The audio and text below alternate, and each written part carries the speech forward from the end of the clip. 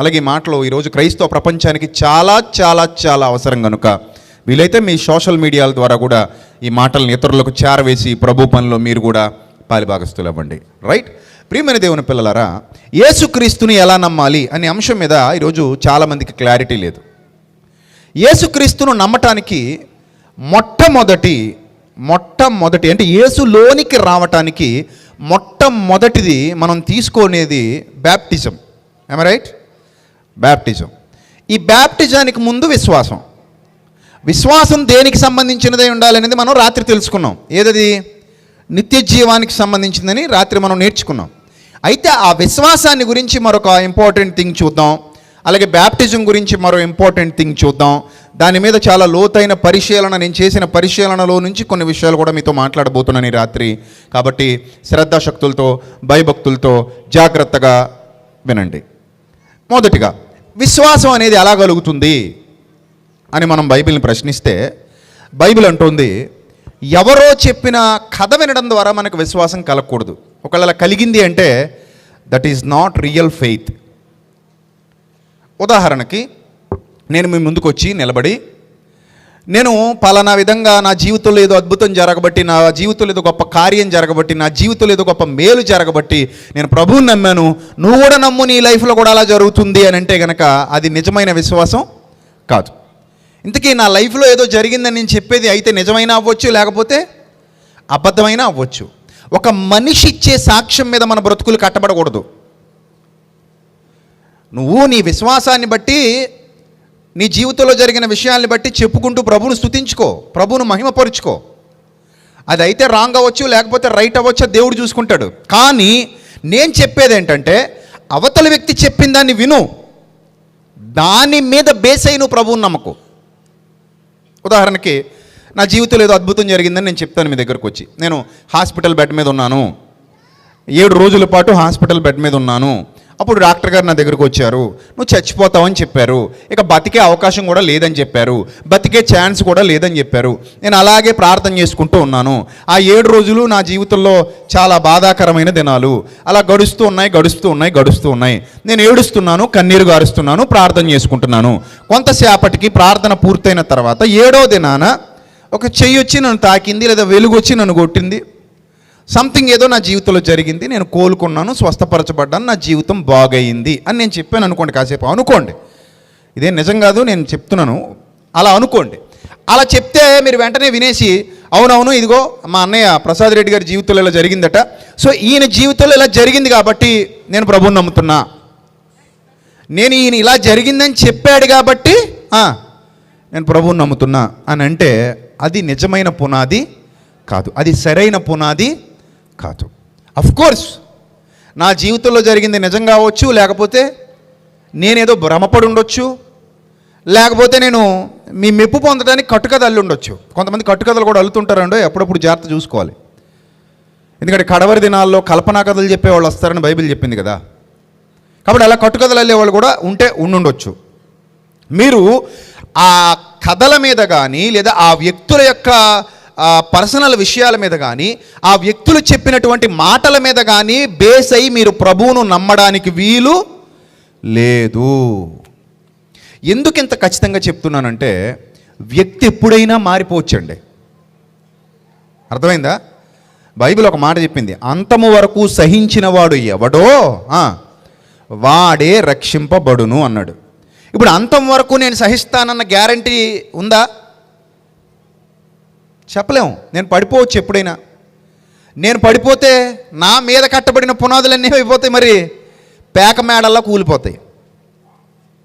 పోనీ నీ మీద ఎవడైనా కట్టబడ్డాడు అనుకో, నీ మీద నువ్వు పడిపోతే నీ మీద కట్టబడిన పునాదులన్నీ ఏమైపోతాయి చెప్పండి? పేక మేడల్లా కూలిపోతాయి. సో కాబట్టి వ్యక్తుల మీద మనం పునాదులు వేసుకోవద్దు, వ్యక్తుల సాక్ష్యాల మీద మనం పునాదులు వేసుకోవద్దు, వ్యక్తుల యొక్క పర్సనల్ అభిప్రాయాల మీద, పర్సనల్ జీవితంలో, పర్సనల్ లైఫ్లో జరిగిన సంఘటనల మీద మనం పునాదులు వేసుకోవద్దు. ఇది నా వ్యక్తిగత విషయం, ఇది నా పర్సనల్ సాక్ష్యం, నా జీవితంలో ఇలా జరిగింది, నా జీవితంలో దేవుడు ఇలా చేశాడు అని నేను చెప్పొచ్చు.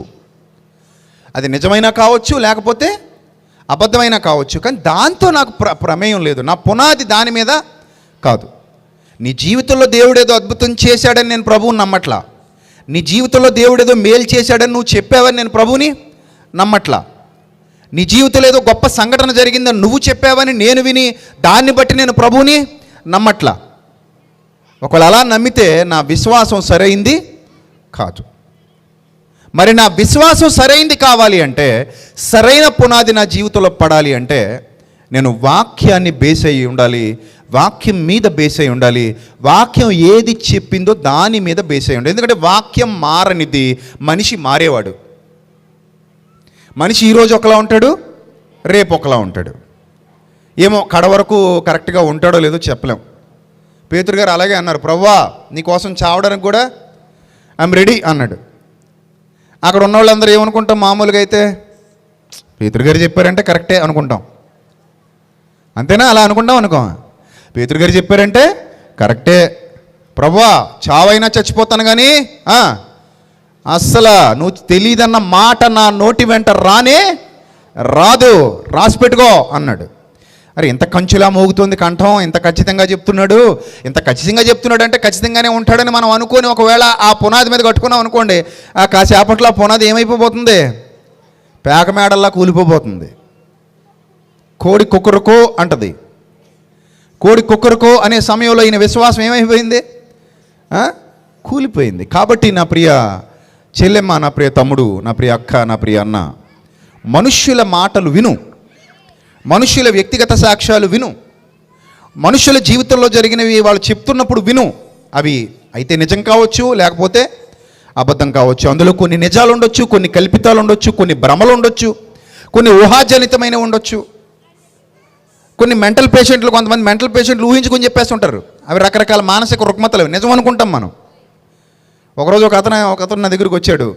ఏమండి నేను చాలాసార్లు వెళ్ళొచ్చానండి అన్నాడు. వెళ్ళొచ్చానంటే అస్తమానం వెళ్ళొచ్చాను అంటున్నాడు. ఇంతకీ కాసేపు నాకు ఆపి ఎక్కడికి వెళ్ళొచ్చావు అన్నాను. చూడడానికి బాగున్నాడు, టీ షర్ట్ వేసుకున్నాడు, అదే మంచి షర్ట్ వేసుకున్నాడు, ఇన్షర్ట్ చేసుకున్నాడు, బెల్ట్ పెట్టుకున్నాడు, షూ వేసుకున్నాడు, అన్ని బాగానే ఉన్నాడు. మనిషిని చూస్తే మెంటల్ వెళ్ళలేడు. నేను వెళ్ళొచ్చానంటే ఎక్కడికి వెళ్ళొచ్చావా మధ్యలో? మరి అలా ఉంటే మనం ఏమనుకుంటాం చెప్పండి? మనిషి మంచోడనే కదా అనుకుంటాం. సరే నువ్వు ఎక్కడికి వెళ్ళొచ్చావా చెప్పు బాబు అన్నాను నేను. ఎక్కడికి వెళ్ళొచ్చావంటే ఆ తర్వాత అంటున్నాడు కదా, నేను రోజు పరలోకం వెళ్ళి ప్రభుతో మాట్లాడి వస్తుంటానని అంటాడు. రోజు ఎక్కడికి వెళ్తాడట? పరలోకం వెళ్ళట. ఎవరితో మాట్లాడొస్తాడట? ప్రభుతో మాట్లాడొస్తాడట. మరి ఏ బస్సు మీద వెళ్తాడో, ఏ ట్రైన్ మీద వెళ్తాడో, ఏ విమానం మీద వెళ్తాడో అయితే చెప్పలేదు. కానీ బైబిల్ ఏమైందంటే, నా ద్వారా తప్ప ఎవడో తండ్రి వద్దకు వెళ్ళలేడు, నేను వచ్చి మిమ్మల్ని తీసుకెళ్తా, అప్పటి వరకు మీరు పరదైసులో వెయిట్ చేయండి. అర్థమైందా? అప్పటి వరకు మీరు వెయిట్ చేయడమే. నా ద్వారానే ఎవడైనా ఎక్కడికి వెళ్ళాలి? తండ్రి వద్దకు వెళ్ళాలి. సో కాబట్టి మీరు వెయిట్ చేయాల్సిందే అని ప్రభు చెప్తే, పరలోకమునికి ఎక్కిపోయిన వాడు ఎవడునూ లేడు అని బైబిల్ చెప్తుంటే ఈయన ఏమంటాడు? రోజు వెళ్తుంటాడట, వస్తుంటాడట. అదొక భ్రమ. ఆ భ్రమను మన మీద కూడా రుద్దేసి, ఆ భ్రమలో మనల్ని నిలబెట్టేసి నమ్మించేస్తాడు. కాసేపు మనం ఏమనుకుంటామంటే మనకు రుజువుల ఆధారాలు ఏమి ఉండక్కర్లా, దేవుని పేరట చెప్పాడంటే నమ్మేస్తాం. మనకు రుజువుల ఆధారాలు ఎక్కడ దొరుకుతాయి చెప్పండి? నేను పరలోకం వెళ్ళి వచ్చానంటే నీకేమైనా రుజువు ఏమైనా ఉందని అడుగుతాం మనం. ఏది మాకు ప్రూఫ్ ఏంటి అని అడుగుతామా? నేను విజయవాడ వెళ్ళి వచ్చానంటే టికెట్ చూపించమంటాం. నేను కువైట్కి వెళ్ళి వచ్చానంటే ఫ్లైట్ టికెట్ చూపించవయ్యా ప్రసాద్ అంటాం. అంతే కదా మరి. దుబాయ్కి వెళ్ళి వచ్చానంటే ఆ టికెట్ చూపించు, ఆ ఫ్లైట్ టికెట్ చూపించు, రాను పోను టికెట్లు చూపించు. అప్పుడప్పుడు కొంతమంది వస్తుంటారు, మాకు ఆపరేషన్ పడద్దు అన్నారని డాక్టర్ గారు, 10,000 ఖర్చు అవుద్ది అన్నారు, 20,000 ఖర్చు అవుద్ది అన్నారు, మీకు తోచినంత ఇవ్వండి అని ఉంటారు. అప్పుడు మనం ఏమంటాం? తెలివైన వాళ్ళం అయితే ఆ రిపోర్ట్లు చూపించు అంటాం. కొంతమంది రిపోర్ట్లు కూడా సృష్టించుకుని వస్తున్నారండో, జాగ్రత్త. ఈ మధ్య ఇదో బిజినెస్. ఇలా ప్రతిదానికి మనం ప్రూఫ్ అడుగుతాం. దేవుడి దగ్గర అనేసరికి మాత్రం మనకేం అడగం? No proof. ఎవరేం చెప్పినా సరే తొందరపడి టప్పి నమ్మేస్తాం. అలా నమ్మేస్తుంటే చాలామంది కట్టుకథలు అల్లుతుంటారు, కొత్త కథలు అల్లుతుంటారు, అబద్ధాలు చెప్తుంటారు, మోసం చేస్తుంటారు. కొంతమంది వాళ్ళ జీవితాల్లో జరిగిన విషయాలు నిజంగానే చెప్తుంటారు. కొంతమంది జీవితాల్లో నిజంగానే కొన్ని అద్భుతాలు ప్రభు చేస్తారు. నాకు తెలిసిన ఒక సోదరుడు ఉన్నాడు. ఆ సోదరుడు మంచి కరెంట్ షాక్, బోర్ కరెంట్ కొట్టేసింది. బోర్ కరెంట్ కొట్టేస్తే ఇంకా చచ్చిపోతాడు. ఒళ్ళంతా ముక్కలు అయిపోయింది, చర్మం అంతా ఉడికిపోయినట్టు అయిపోయింది. అడుగేసాడు ఆ పవర్ మీద. బోర్ కరెంట్ అంటే చాలా పవర్ఫుల్గా ఉంటుంది కదా, మీకు తెలుసు కదా, చేలో కరెంటు. ఎగిరి ఎక్కడో పడిపోయాడట. మొత్తం మీద ఎవరో వచ్చారు, తగు సమయానికి హాస్పిటల్కి తీసుకెళ్లారు. మొత్తం మీద బ్రతికాడు. ఆ ఒళ్ళంతా మచ్చలు ఉన్నా కూడా బ్రతికాడు. ఆ బ్రతికినప్పుడు తను వచ్చి చెప్పాడు, నిజంగా దేవుడే నన్ను కాపాడాడన్న, ఆ ప్రార్థనే నన్ను కాపాడింది, ఏదో గొప్ప మిరాకిల్ నా జీవితంలో జరిగింది, గొప్ప అద్భుతం నా జీవితంలో జరిగింది, దేవుడే కాపాడాడు. సరే సంతోషం, నా కళ్ళతో చూశాను కాబట్టి, అవును నాన్న నీ జీవితంలో జరిగింది అద్భుతమే, ఎవరన్నా అయితే ఇలా బతకరు, నువ్వు చచ్చిపోవాల్సినోడివే, కానీ దేవుని కృప వల్ల నువ్వేమయ్యావు, బ్రతికావు. అయితే దాని మీద, అది నిజమైనా కూడా నేను దాని మీద బేస్ అయ్యి నేను దేవుణ్ణి నమ్మకూడదు. ఎందుకంటే అతను కొంతకాలం బాగుండొచ్చు, తర్వాత మళ్ళీ లోకంలో కలిసిపోవచ్చు. చివరి వరకు ఎవరు కరెక్ట్గా ఉంటారన్న గ్యారంటీ లేదు కదా. కాబట్టి మనుష్యుల మీద మన విశ్వాసం బేస్ అయి ఉండకూడదు. మన విశ్వాసం మనుష్యులను ఆధారం చేసుకున్నదై ఉండకూడదు, మనుష్యుల మాటలను ఆధారం చేసుకున్నదై ఉండకూడదు. మరి మన విశ్వాసం ఎలా ఉండాలి, యేసుక్రీస్తును ఎలా నమ్మాలి అనే కాన్సెప్ట్లో రోమాపత్రిక 10వ అధ్యాయం 17వ వచనం ఒకసారి చూద్దాం. కాగా వినుట వలన విశ్వాసము కలుగును, వినుట క్రీస్తును గూర్చిన మాట వలన కలుగును. జాగ్రత్తగా దేనివల్ల మనకు విశ్వాసం కలగలట? వినుట వల్ల. ఏం వినుట వల్ల? క్రీస్తును గూర్చిన మాట. ఏమండి, క్రీస్తును గూర్చిన మాట అనగానే మళ్ళీ ఇక్కడ మీకు డౌట్ రావచ్చు, మరి వాళ్ళు చెప్పేది కూడా క్రీస్తుని గురించి మాటే కదండి అని అనొచ్చు. అబద్ధం చెప్పేవాడు కూడా మరి క్రీస్తుని గురించిన మాట చెప్పొచ్చుగా, క్రీస్తు అన్న పదం వాడొచ్చుగా. అబద్ధ క్రీస్తులు, అబద్ధ ప్రవక్తలు వచ్చి పలువురిని మోసపరిచెదరు అని ఉందా లేదా బైబిల్లో? ఉంది. అంటే అక్కడ క్రీస్తుని గురించిన మాట అనగానే బయట నుంచి వచ్చిన మాటని కాదు అది, దాని అర్థం. క్రీస్తుని గురించిన మాట అనగానే దేవుని వాక్యము అని అర్థం. వినుట వల్ల విశ్వాసము కలుగును అంటే ఏందది? దేవుని వాక్యము. వాక్యము వినుట వల్ల మనకు విశ్వాసం కలగాలి. వాక్యం అంటే ఎవరి మాట? సాక్షాత్తు దేవుడి మాట.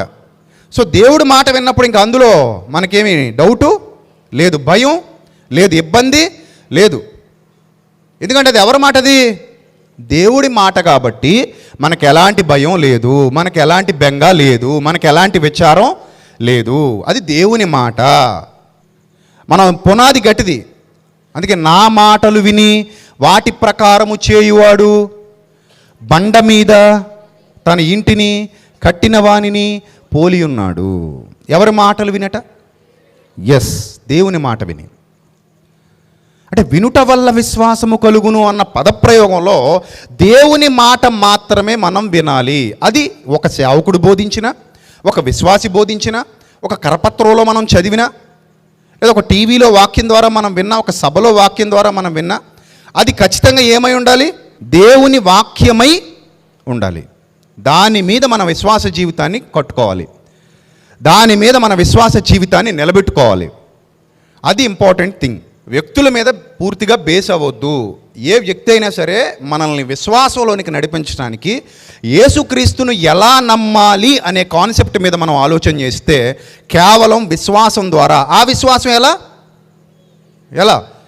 దేవుని వాక్యం ద్వారా విశ్వసించాలి. అందుకే బైబిల్ అనే జీవగ్రంథం మన చేతులకు ఇవ్వబడిందండి. ఇందులో ఒకటి కలపొద్దు, ఒకటి తీయొద్దు. ఇది అల్టిమేట్.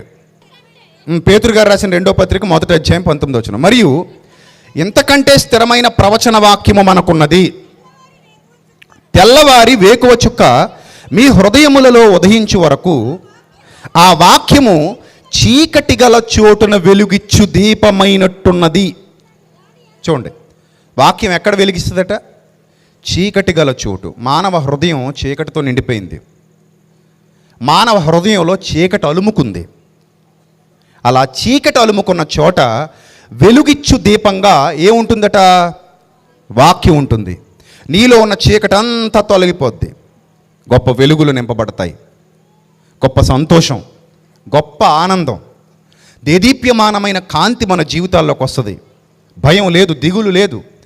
ఈ జీవిత యాత్రలో పాట పాడుకుంటాం కదా మనం, భయము లేదు, దిగులు లేదు, ఈ జీవిత యాత్రలో యేసు ప్రభువు నాతోనుండా భయము లేదుగా.